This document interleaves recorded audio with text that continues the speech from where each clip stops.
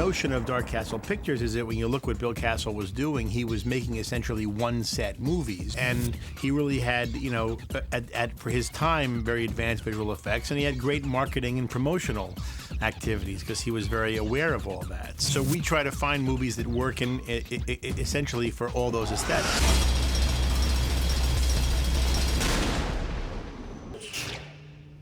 This film is based on a 1960s 3D film when you actually had to wear glasses. Bill Castle to the eye doctor one day, and they had that, you know, it was new, that kind of goofy thing that you put on where they kept turning the lenses, and they said, wow, what if you could see ghosts through those things, you know? So that's where the idea came from. You only could see the ghosts if you wore special glasses, and of course Bill Castle took that, you know, to its logical, well, or illogical extension, and he actually had three-dimensional glasses in the theater. The audience would wear 3D glasses to see the spirits. They're there.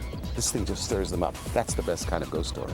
Which we've actually incorporated into the movie rather than giving viewers to see what's going on. In this version, the characters in the movie actually have to don these special glasses in order to be able to see the spirit world and what's going on there. Some funky looking specs here.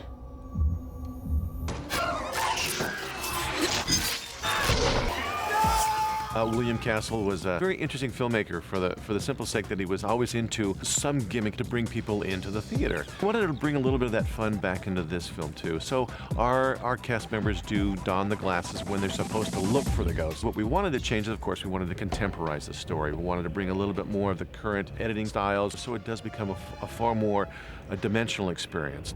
Think about what you're saying. There's no such thing as ghosts.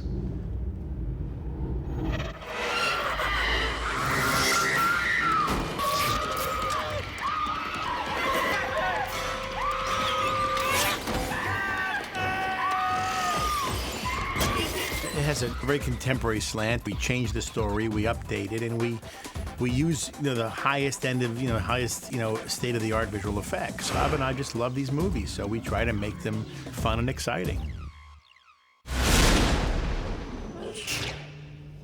Howard Berger is our special makeup effects guy, and he's unbelievable. And Steve Beck, our director, gave Howard the tools and the palette to create whatever he wanted to create.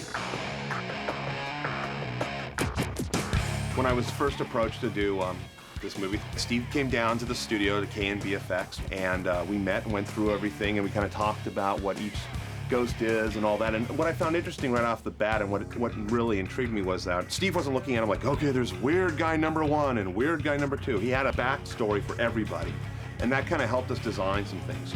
We had an artist hired by K&B down in Los Angeles, and we did some comic book style artwork, really very broad concept. The realist aspect that you see in a lot of horror movies is thrown right out here. We're sort of tweaking on people's worst nightmares. It's a way you've never seen ghosts before. You've never quite seen them like this. Because at first when I read it, I'm like, you know, it's probably going to be 400 days of blue screen with ghosts like going, oh, I'm going to get you. And Steve said, we're not doing that. They are there on the set. You know, they're physically there. I thought, okay, that's going to be cool.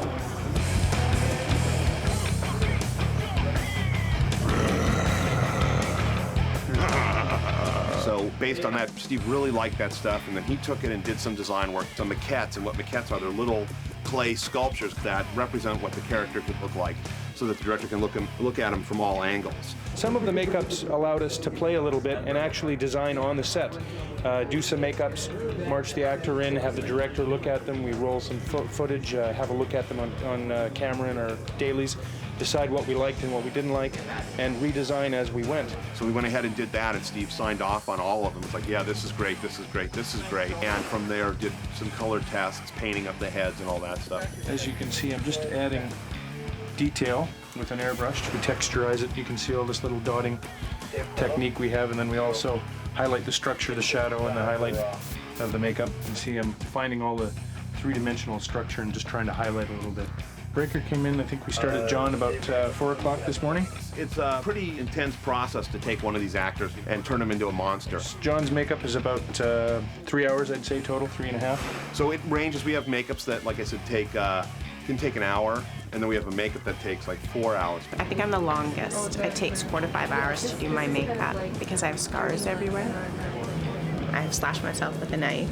So far, I've done a bathroom scene with Shannon Elizabeth where she's come in the bathroom, but she doesn't know I'm there.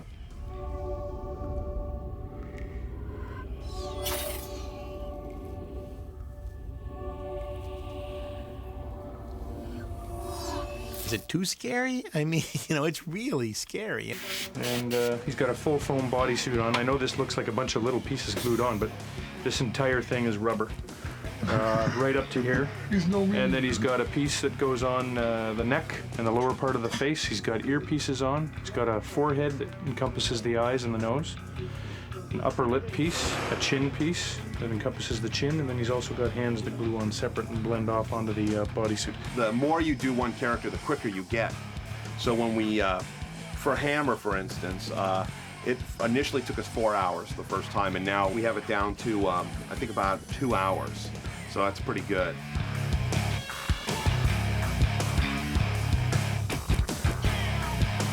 We bloody him up and we sweat him all down, and Steve wants everything really wet. He keeps going, juicy, make it juicy.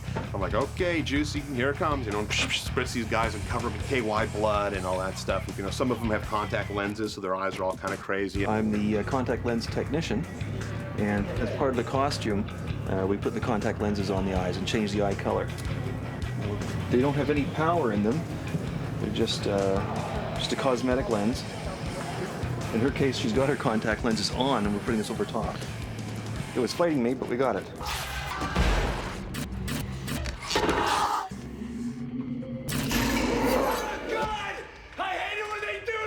Something Steve always said, it's gotta be scary, and it's gotta be scary, it cannot be funny.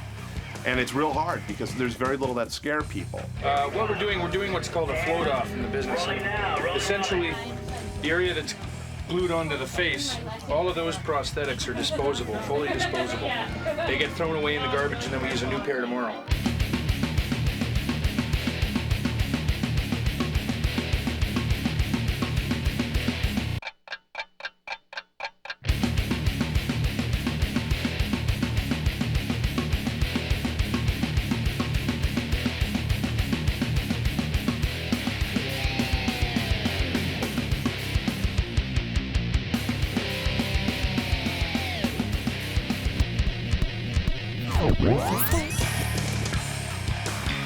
Alright, you ready?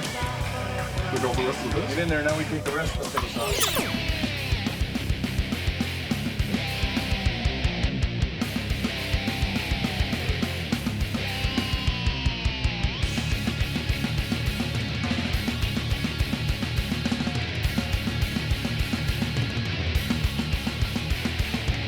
Sleep is for beginners.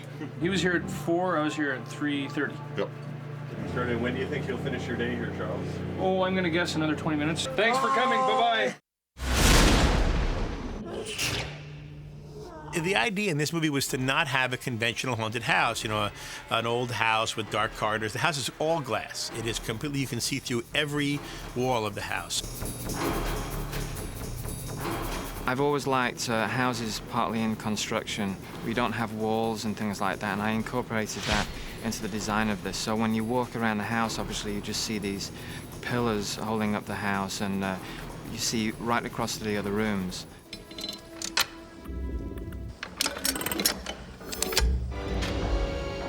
Hello. Wow, you can see right through it. How weird. Guess Uncle Cyrus wasn't too keen on privacy. I sure hope the bathroom's in the basement. The feel of the film, visually, is really important to the audience. They get a whole character feeling for this house, which is moving and it's almost alive. If you, for example, went up a staircase, well, 2 minutes later, that staircase would not be there. It would actually be facing in a different direction. So everything is moving. It's like a three-dimensional maze.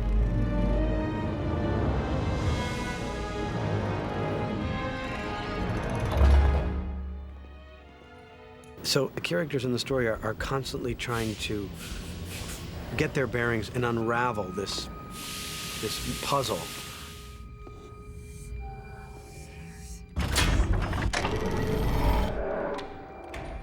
And for an actor, by the end of the day, your brain is just kind of cooked. Where normally you have a crickety old house up on a hill somewhere, this is state-of-the-art glass. You can see everything, and within that you see the ghosts from all angles. The first thought that came to my mind when I saw the house was, who took the time to inscribe all of that Latin on the wall? Just so we all clear, Miss Maggie does not do windows, okay? The writing on the walls is from, there's a book in the film, it's very important, called The Arcanum. And in the book it has all these writings and drawings and sketches. And we incorporated that into the set, into the walls, and they serve as a trap device for the ghost. The ghost can't break through the walls because of the etching. Come on out now, pal. Robert, stop screwing around. Hey, Glass Family Robinson, you're wasting your breath. This is Ectobar glass. He's not gonna hear you. See, this is shatterproof and soundproof. So what are these? That's a little harder to explain. They're containment spells. See, ghosts can't cross those. Ghosts? Yes, ghosts. This is the first set that we know of in the history of cinema that's been an entire glass house. Difficult to shoot something like that for the cinematographer. Now, one of the opportunities was the ability to shoot through walls and layers upon layers and kind of give us a really multi-textured kind of visual statement with the house. The other problem, though, is, of course, we could see all the way through the house and all the way the other side where people were standing around and, having coffee and donuts. So we had to be very careful about how we arranged our camera and how things were reflected, which was possibly our major issue. For anybody that's not actually on the set working, that you're not cast, you're anyone else around the set, you have to wear all dark colors. I mean, you'll have a reflection here from something way over here, and you try to find out what it's from. And so we try and have most of the crew wearing dark clothing. But, I mean, you can only have so many black shirts and pants. Everyone has to cover up, stay dark, don't move. There's a lot going on. When you're making a movie when you're having reflections, it's horrible because you have reflections. You can't see the crew, you can't see the cameraman, you can't see the camera, so you always have to be off axis a little bit so you can't really see everything. And it was, not easy, but we did it, and it's worth it.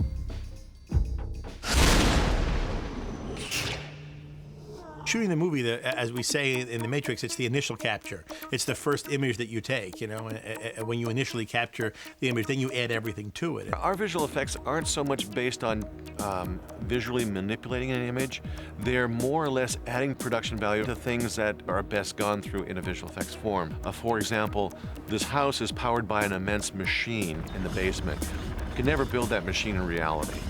So we're having to go to computer graphics to construct it. My name is Michael Fink, and I'm the Senior Visual Effects Supervisor at Cinesite. In the case of 13 Ghosts, almost every shot was integrating a 3D element, three-dimensional element with a pre-photographed plate. When we're talking about 3D elements, we're talking about elements that can be seen from all sides, that can move in all directions. The 3D process involves creating a model. At the same time, shaders are developed that take the textures and apply them to the model. Then it gets animated and lit.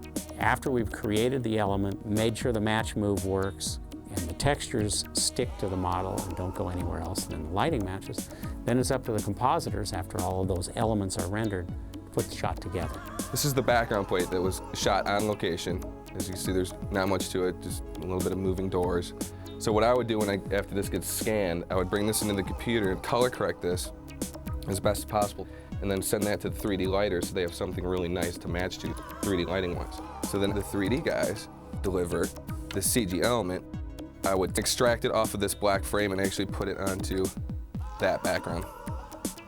Our 3D guys also went in and they built 3D glows so that the rings and all the little tiny rings and the lights at the top of the clockworks have this really nice glow. Even though we look at something as a unit, the machine, the clockworks, it's made up of many different parts. The door element was a live action piece that was shot on location as well, that I was responsible for extracting off this black piece of cloth. Our guys downstairs in the roto department will actually hand draw frame by frame shapes so we can extract something off an image and put it onto another image. And then we would come to the green screen and I would extract her off the green screen, making sure that I keep all the nice edge detail. Once I get all the elements together, I'll bring them in, I'll layer them in the correct order, maybe fine-tune their edges a little bit more, put them all together for the final render. We would end up with a shot like this.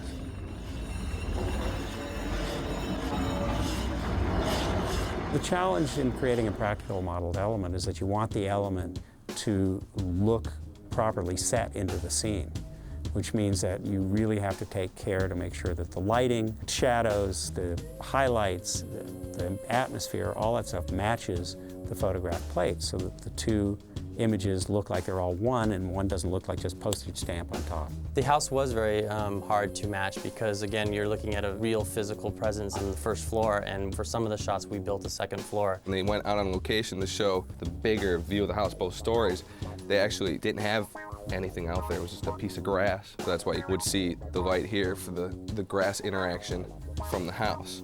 This is the actual 3D house, very complex, a lot of 3D tracking because the camera has a nice tilt on it. The matching of the CG part of the house to the live action part, in terms of matching lighting, is one trick, but to match its position so that as the camera moves, it doesn't slide against the house, the real part of the house, is a pretty difficult task. 3D trackers will do their track and then they'll pass that, what they call that camera, onto the lighter and the animators. So then they know what they're dealing with. Then the lighter will fully light the object using different lights, and then the animator had to move each and every one of these individual panels. Here's what we call a Z-depth matte. Now the purpose of the Z-depth matte is you can see how there's a dark red back here and a much more intense red here.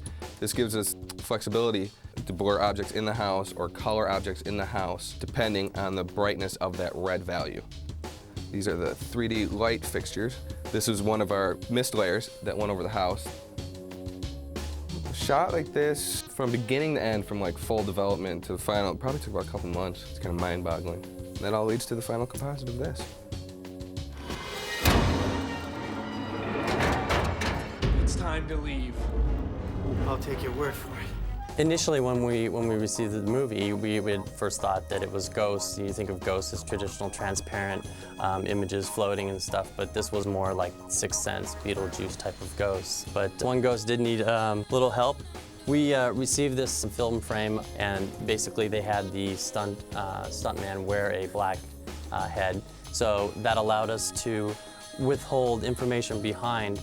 And so what we did was cut out his head and replace it with a neck. This neck is 3D. It's fully CG here. We created the whole thing. It's very gross. We had several people that didn't even want to come close to working on that part, but I felt fine with it. The torso. We had little time and a huge amount of work to accomplish, and I think I'm pretty happy. I think we delivered to our audience something that they really want to see. It's a really fun, scary movie. It's a really incredible ride, and the music and the visual effects and the actors all help us get through it. And it's really, I'm really proud of it.